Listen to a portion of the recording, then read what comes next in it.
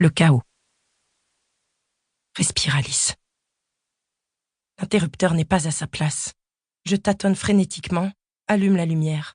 Ce n'est pas mon lit, pas ma table de nuit, pas ma chambre. Mes mains deviennent moites. Je reste un instant tétanisée, incapable de penser. Plus de place pour respirer. Je suis en retard. Pour être au bureau à 7h, je dois arriver à la station Wall Street à 6h53, ce qui n'est possible que si je suis dans le métro à 6h32 au plus tard, et donc partie de chez moi à 6h24. Et encore, ce n'est valable que si j'attends moins d'une minute le feu à l'angle de William et Pine Street. Pour que tout s'enchaîne correctement, je dois impérativement être debout à 5h46.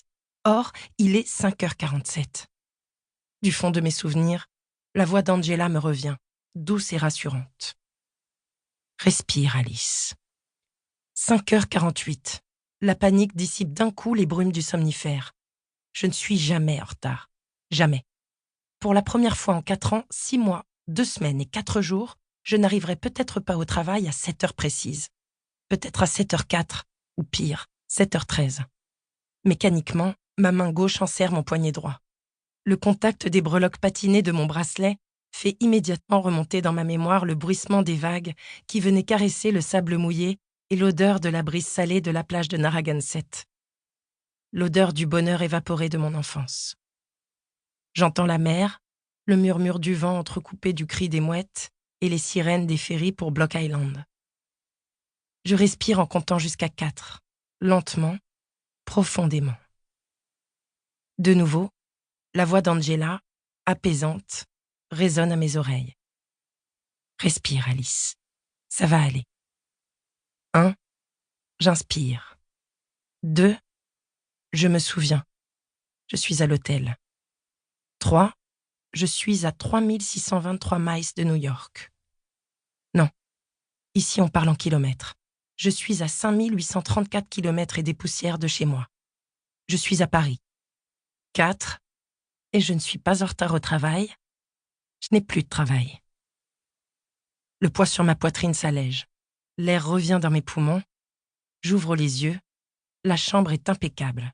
Tout est net, blanc, aligné, rangé. La chaise devant le bureau, le menu du room service, le bloc-notes et son crayon bien taillé, parfaitement parallèles. Tout va bien. Je ne suis en retard nulle part. Je n'ai rendez-vous qu'à 10h. Le monde ne s'écroulera pas aujourd'hui. 3 semaines que je n'avais pas fait de crise d'angoisse. Angela avait raison. Ce départ précipité était dangereux. Trop d'émotions, trop de nouveautés à gérer. Mais il fallait partir. Je n'ai pas eu le choix. Je fais le lit avec soin en vérifiant à plusieurs reprises qu'il ne reste aucun pli. Je dispose parfaitement les coussins, balaye une poussière microscopique sur le tissu crème. La femme de chambre n'aurait pas fait mieux. Elle va me prendre pour une folle ou une imbécile, et elle aura raison. Tu n'as pas besoin de ces rituels, Alice. Je dois gérer les crises d'angoisse. Je dois prendre sur moi pour avoir l'air normal.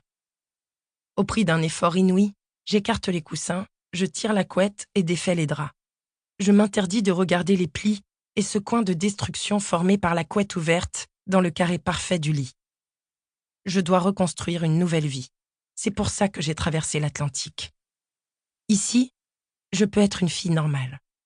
Une fille normale à qui il n'est jamais rien arrivé.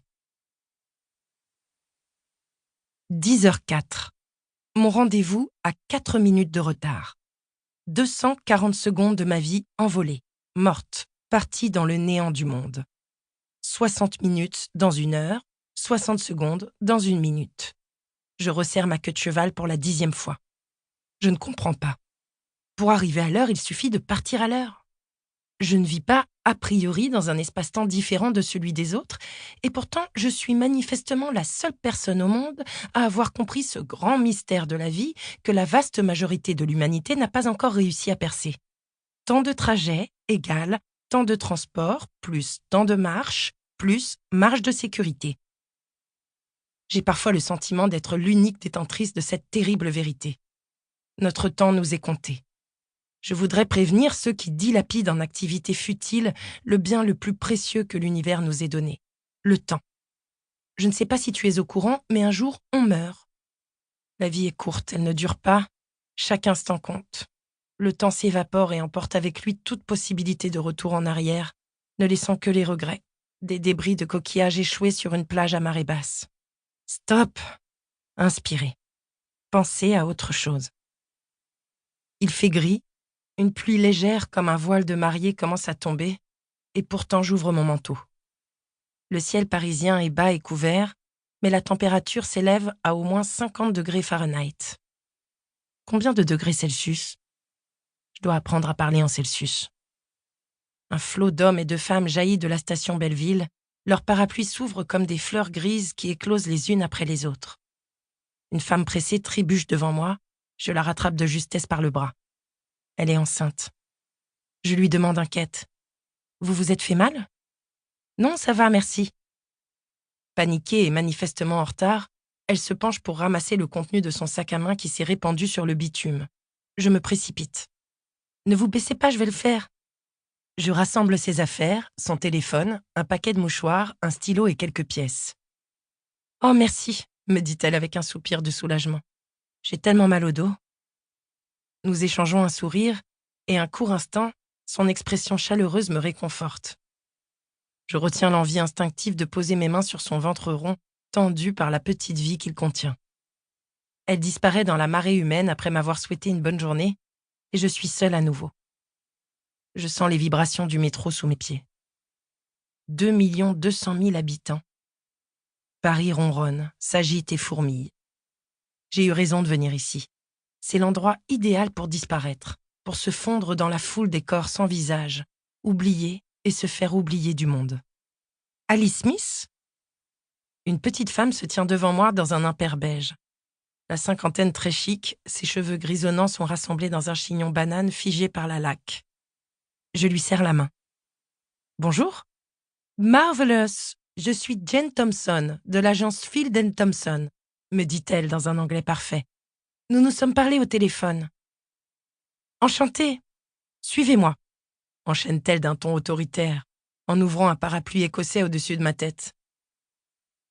Comme vous pourrez le constater, c'est à 2 pas du métro Belleville. Je me racle la gorge. Ce n'est pas ce que je lui avais demandé. Sinon, je pensais peut-être au quartier du Marais ou à Montmartre. Elle s'arrête net et éclate de rire. Et pourquoi pas Disneyland tant que vous y êtes? Je sais que les Américains adorent le Marais et Montmartre, mais ce sont des endroits horriblement touristiques. Dans le Marais, on ne peut pas avancer dans les rues le week-end tellement les trottoirs sont encombrés. Quant à Montmartre, c'est excentré et bourré de touristes et de pickpockets. Et puis, vu votre budget, pour être honnête, ce n'est même pas la peine d'y penser. Ah, d'accord. Je cache ma déception sous un sourire contrit. Je m'étais naïvement imaginé dans un appartement aux poutres apparentes, avec vue sur le Sacré-Cœur. Mais je suis gênée d'avoir eu l'air aussi bêtement cliché. Nous passons devant un restaurant chinois, un lavomatique et un restaurant grec, dont la vitrine expose une masse de viande dégoulinante de graisse qui tourne sur une broche. Je me rappelle les photos de la façade illuminée du musée d'Orsay ou du jardin du Palais Royal bordé d'arcades dont nous parlions en cours de français. J'avais appris le mot haussmannien. Je revois dans mon manuel scolaire américain la définition du terme sous l'image d'un immeuble majestueux au balcon filant en fer forgé. Datant d'une grande série de travaux de rénovation orchestrés par le préfet Haussmann au milieu du XIXe siècle. Cela dit, compte tenu de l'état post-apocalyptique de mes comptes bancaires, je peux oublier la rue de Rivoli, Montmartre et le Marais, et je décide donc de faire confiance à Jane Thompson. Elle s'arrête devant la porte cochère à la peinture écaillée d'un immeuble coincé entre une pâtisserie orientale et une école primaire. Elle tape un code et me tient la porte. C'est l'ancien étage de service, vous verrez, c'est lumineux et très calme. Elle secoue vigoureusement son parapluie sur les dalles fissurées du hall. Nous prenons l'ascenseur jusqu'au 6e et dernier étage, où nous entrons dans un petit meublé. La pièce à vivre s'ouvre sur une cuisine intégralement équipée.